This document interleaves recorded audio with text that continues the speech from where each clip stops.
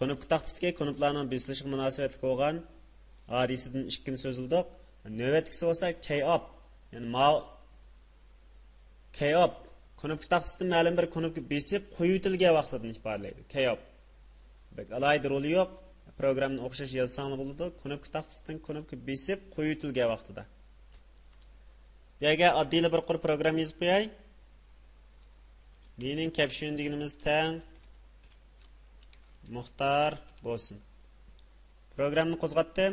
Qo'zg'atib xohlagan bir konopkani, masalan, boshliqni bo'lsa-ma, bosdim hozir, ammo qo'yib etmadim. Boshliq konopkasini besib oldim, endi qo'yib qo'yay. Qo'yib etsam, undan keyin bo'yin chiqarib turadi.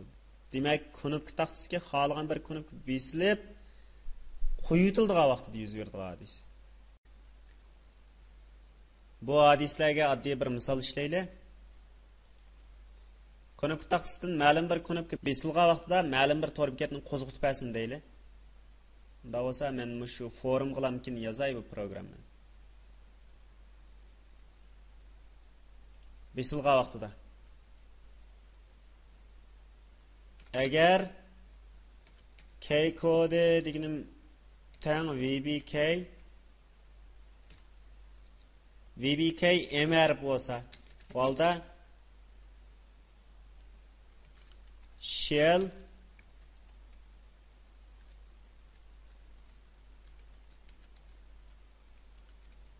explore exe internet explorer exe ni qo'zg'atib, buning adresiga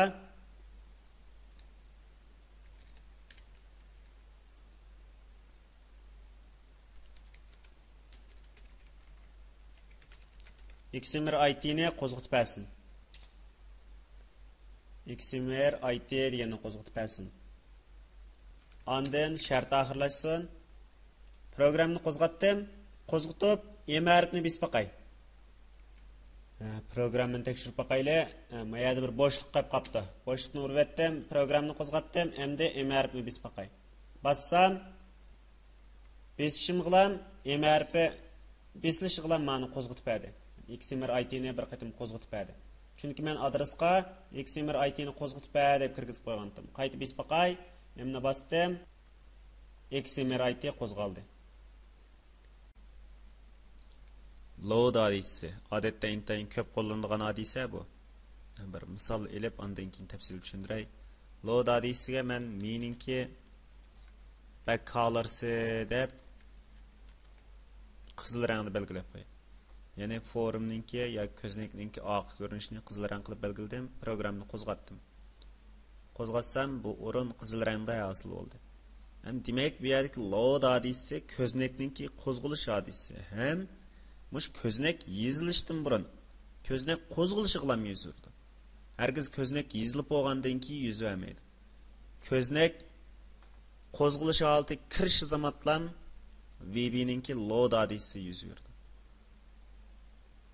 Hem bununki bir qancha xil alayda hadislar var, mush qo'zg'alganda yuz bergan.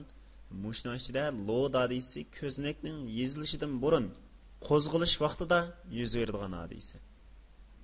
Mushu chuqur programmaning ichidagi shart jumlasiga bottonning qiymatini o'zgartirish orqali chiqadigan tizimlikni mousening o'ng knopkasiga, o'tir knopkasiga, so'l knopkasiga yetkazilgan bo'ldi. Men bu to'g'risida oldin qaytmash mousening 3 knopkasi to'g'risida qiymatini deb bergan-ku. Bunda olsam mush forumni qo'zg'atsam, forumni qo'zg'atib mousening o'ng knopkasini bassam chiqadigan holatga keltirish uchun qiymatini nech qilaman? 2. Qipaqaya 2 mi yo emasmi ko'rli. Programni qo'zg'atdim. 2 ekan, ha? Mousening o'ng knopkasini bassam chiqadi-ku mana. Chiqdi. Mouse move. Bu move-ning ma'nosi nima? Yo'tkilish. Unda bo'lsa biz mouse move-ga da program yozib qo'yamiz. Bunda bir misol olaylik. Komandadan birini oldim.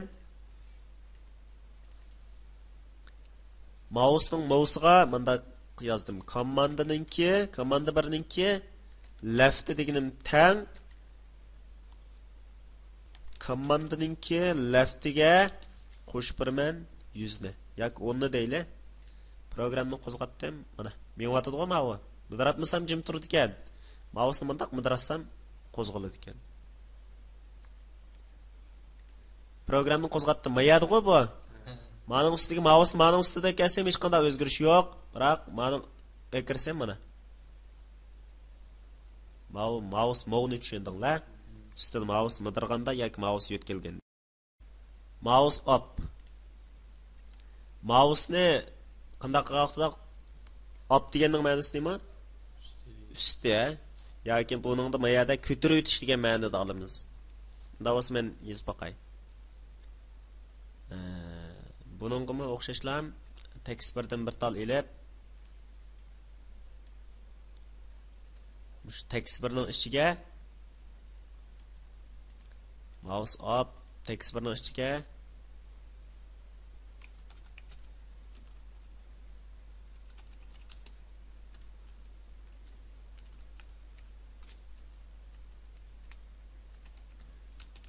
mouse up deb yozib qo'yay. Programni qo'zg'atdim. Ustiga kelib forumning ustida mouse'ni birini chekdim. Hadis yuz verdimi? Endi qo'yib etdim. Mouse up yuz verdi.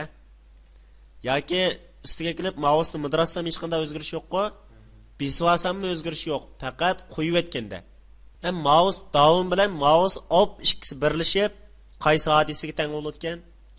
Chekilish hadisiga teng bo'ladi. Yani çekiliş hadisi mushik tang yuz verganda yuz berdi. Up bo'lsa qo'yitilish, down bo'lsa besilish hadisi. Yani mouse'ni besib qo'yib etgandiki hadisi. Point hadisi, yani ko'znekni yezish hadisi. Odatda biz kompyuterning ichida mouse'ning u yon bu yoqqa yo'tkilish jarayonini bir ilib qolsaqmi, o'sha mouse'ni iz qo'g'lab turib kompyuter shu orliqni yezib chiqardi. Shuning bilan bizga mouse xuddi yo'tkilayotgandek tuyuldi. U intayin qisqa vaqt ichida yozganlik uchun biz shuni uqolmaymiz. Ham shu vaqtda bir hadis bo'lish kerak. Ya'ni shu mouse'ning nima ketayotgan, nima turayotganligini bilishimiz uchun yoki shuningki o'rnini yezib chiqarish uchun bir hadis bo'lish kerak. Biz odatda rasmlik narsalarni ishlatgan piksel deb qo'yamiz. Mancha piksel kenglik, egizlik deb. Aniqlik darajasi ishlatamiz. Shundaq narsalarmi shu bir nuqtani yezishning qancha piksel yoki chekit nuqta urib shu yani yozdiganligini belgilagan narsalar. Men mushni bir qayta tushuntirib o'tay. Ko'znekdan birini qo'shdim mayaga. Qo'shib, ma'noga hech qanday program yozdim. Ma'no ustiga komandadan birini ilib, buningga forum 2ninki show deb qo'ydim. Deb qo'ygandan keyin ma'ninki loadga emas, pointga mendaq program yozib qo'ydim. Meaning caption tang time, navbatga vaqtni chiqarib bersin. Programni qo'zg'atib, mayanga u yon bu yoqqa yo'tkisam, hadis yuz bermadi. Ya'ni qo'zg'alishig'li bir qatim yuz berib bo'ldi. Chunki mayani qayta yozdi. Endi men ma'ni bosdim. Beklab ma'ni qaranglar. Qarasam, hozir forum 2 oldin to'sib oldi. To'sib olgandan keyin men orliqni yeb qo'yay. Yeb qo'ysammi qayta bir qatim yozib dema yani. Da qilsammi yana mush forum 1ni yezish to'g'ri keladi. Keldim yozdi, yetkidim yozdi, mushundaq yozdi. Demak, mush vaqtda point hadisi yuz berdi. Shunga buni loadga o'xshash birlik qo'zg'alib to'xtab qoldi desa bo'lmaydi. Mush unload hadisidan boshqa yana chekinish holatida yuz bergan bir hadis bor. Biz uni ko'rib boqaylik. Try unload deydi. Ammo ikkisiniki biroz farq bor. Qarmoqli farq bor. Men ma ishchitga uchramkisini elitib, ma'ni ko'rsatay, undan keyin ma'ni qarang. Har ikkalasining qo'zg'alish holatida ikisiga. Ma'vosa chekinish modelini birga oladi. Chekinish modeli, unload modi. Ma'vosa faqat chekinishlan buyrug'ini o'z ichiga oladi. Shunga ma'ninki chekinish usulida biroz farq bor. Masalan, agar unload modi, buningki bir qancha xil modeli bor. Agar buning qiymati 1 ga teng bo'lmasa, teng bo'lmasa 1 ga. Bu holda cancel ras olsun. Endi F shart oxirlashdi. Programni qo'zg'atsam, mana hozir bosdim. Ishladimi ma knopka? Ishlamadi. Agar ma 1 ga teng bo'lsa deb qo'ysam-chi? Teng bo'lsa 1 ga deb qo'ysam, mana bossam, chekinib ketadi.